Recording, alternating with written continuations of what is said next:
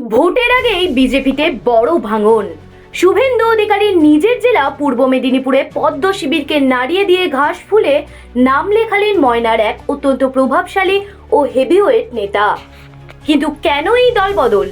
কেন ভোটের ঠিক মুখেই শাসক শিবিরের পতাকা হাতে তুলে নিতে হলো দীর্ঘদিনের এই লড়াকু নেতাকে? পর্দার আড়ালে কি কোনো বড় ষড়যন্ত্র, নাকি শুধুই বঞ্চনার অভিমান? আজ কলকাতার তৃণমূল ভবনে হাজির হয়ে সবাইকে চমকে দিলেন এই দাপুটে নেতা। তার হাতে ঘাসফুলের পতাকা তুলে দিতে সেখানে উপস্থিত ছিলেন রাজ্যের মন্ত্রী চন্দ্রিমা ভট্টাচার্য এবং তৃণমূলের রাজ্য মুখপাত্র কুণাল ঘোষ। তবে সব থেকে বড় চমক ছিল তার নিশানায়। অভিযোগের তীর সরাসরি ময়নার বিজেপি বিধায়ক তথা প্রাক্তন ক্রিকেটার অশোক দিন্দার দিকে। তার দাবি, আদি নেতাদের গুরুত্ব না দেওয়া আর এলাকার উন্নয়নে বিধায়কের ব্যর্থতায় তাকে এই সিদ্ধান্ত নিতে বাধ্য করেছে। কেন আজ এই নেতা বলছেন কিভাবে বিজেপি হলাম জানি না, অবশেষে সামনে এলো সেই নাম, যিনি আর কেউ নন ময়নার দাপুটে নেতা চন্দন মণ্ডল। কি বিস্ফোরক অভিযোগ করলেন তিনি, চলুন শুনে নি তার মুখেই। তৃণমূল কংগ্রেস শুধু আমার একটা রাজনৈতিক সিদ্ধান্ত নয়, এটা একটা নৈতিক সিদ্ধান্ত। কারণ আমি যেদিন থেকে ছোটবেলা থেকে যখন থেকে আমার জ্ঞান হয়েছে, আমি ময়নার মানুষকে ভালোবাসি, ময়নার মানুষের জন্য কাজ করতে চাই। আমার শুধু একটা ইচ্ছে, অনেকের অনেক কিছু ইচ্ছা থাকে, আমার শুধু ইচ্ছা ময়নার মানুষের কাছে যেন আমি একটা পরিচিতি নাম হতে পারি। ময়নার মানুষের জন্য আমি কিছু করে যেতে চাই, যা আমার মৃত্যুর পরেও মানুষ আমাকে যেন মনে রাখতে পারে কিছুদিন হলেও। এইরকম একটা প্রচেষ্টা নিয়ে ছোটবেলা থেকেই আমি মানুষের পাশে দাঁড়াই, সমাজসেবামূলক কাজকর্ম করি। এবং কুণালবাবু বলেন আমি বামফ্রন্ট করতাম, কিভাবে আমি বিজেপির নেতা হয়ে গেলাম আমি নিজেও জানি না। যে 2021 সালে যেখানে আমি বিজেপির মুখ বা প্রার্থী হওয়ার মুখ হয়েছিলাম। যাই হোক, দলের স্বার্থে আমরা চাইছিলাম ময়না মডেল, ময়না মাছ চাষের উপর নির্ভর করে মানুষ, যে ময়নার কথা আমাদের বিধায়ক আমাদের ময়নার মুখ উজ্জ্বল করবে বা কাজকর্ম করবে, বিধানসভায় ময়নার কথা তুলে ধরবেন। কিন্তু উনি বিধায়ক থাকাকালীন কিছু কাজ করেছে, একটা নিদর্শন দেখাক যা ময়নার মানুষ ওনাকে আগামী দিনে গ্রহণ করবে। উনি সেভাবে কিছুই কাজ করতে পারেনি। ময়নার মূল সমস্যা হচ্ছে ময়না নিচু এলাকা, জল জমে যায়, বর্ষাকালে রাস্তাঘাট ডুবে যায়। ময়নার মানুষ এই জল যন্ত্রণা থেকে বাঁচতে চায়।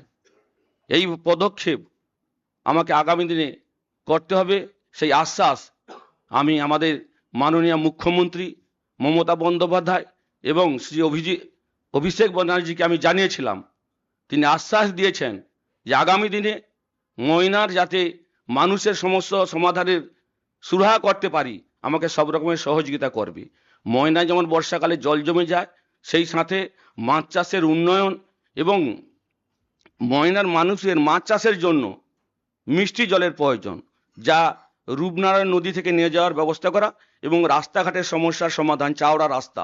এই কাজটা যদি আমরা করতে পারি, ময়নার মানুষ এইটাই চায়, বন্যা থেকে মুক্তি চায়।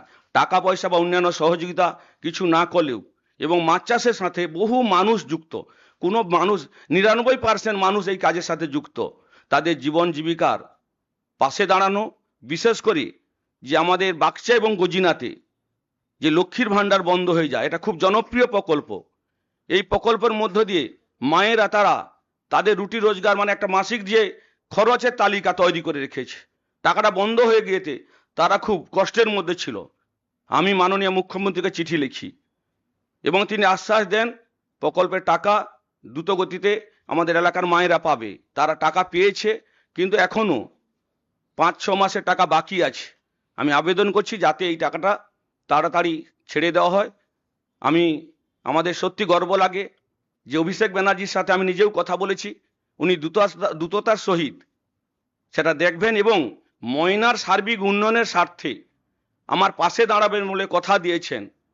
তাই আমি সিদ্ধান্ত নিলাম ময়নার মানুষের জন্য আমি ভারতীয় জনতা পার্টি ছেড়ে তৃণমূল কংগ্রেসে যোগদান করলাম। আমি ভারতীয় জনতা পার্টির 3 বারের ডিস্ট্রিক্ট কমিটির সেক্রেটারি ছিলাম, এখন বর্তমানে আমি জেলা কমিটির সদস্য এবং ময়নার প্রথম ময়না থেকে প্রথম আমি ভারতীয় জনতা পার্টির ডিস্ট্রিক্ট সেক্রেটারি, ময়নার প্রথম আমি ব্লক কনভেনর। মানুষের কাছে আমি 2019 সালে করোনার পিরিয়ডে প্রত্যেকটা মানুষের বাড়িতে গিয়েছি। মানুষ আমাকে ভালোবাসে, তাদের আশীর্বাদ আমার পাশে আছে এবং ময়না আগামী বিধানসভা নির্বাচনে তৃণমূল কংগ্রেস জয়লাভ করবে। আমার নামে কুৎসা রটনা করলেও কোনো মানুষ বিশ্বাস করবে না, কারণ আমি প্রশাসনিক ক্ষমতায় আজ পর্যন্ত কোনোদিন বিলং করিনি। আমার মিসেস এই মাত্র 2 বছর 2.5 বছর হলো শুধু গ্রাম পঞ্চায়েতের একজন সদস্য।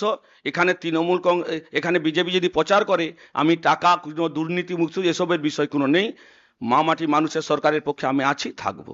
তবে অবশ্য উল্টো দিকে বিজেপি শিবিরও কিন্তু হাত গুটিয়ে বসে নেই। গেরুয়া শিবিরের সাফ দাবি, এই দলবদল কোনো আদর্শের জন্য নয়, এ স্রেফ ক্ষমতার লোভ আর পদের মোহ।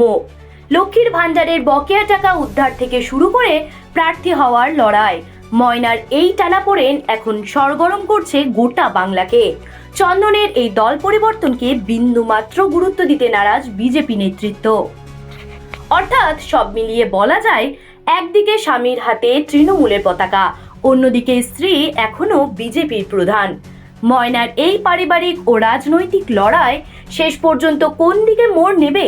চন্দন মণ্ডলের এই দলবদল কি আসন্ন নির্বাচনে ময়নায় বিজেপি হারের বড় কারণ হয়ে দাঁড়াবে? সাধারণ মানুষের সমর্থনে কি সত্যিই এবার হাত বদল হবে? সেটাই এখন দেখার বিষয়। আপনাদের কি মনে হয় আমাদের কমেন্ট বক্সে অবশ্যই জানান। আর চোখ রাখুন আমাদের চ্যানেল হেডলাইন্স কলকাতায়। জ্যোতি সরকারের রিপোর্ট, হেডলাইন্স কলকাতা।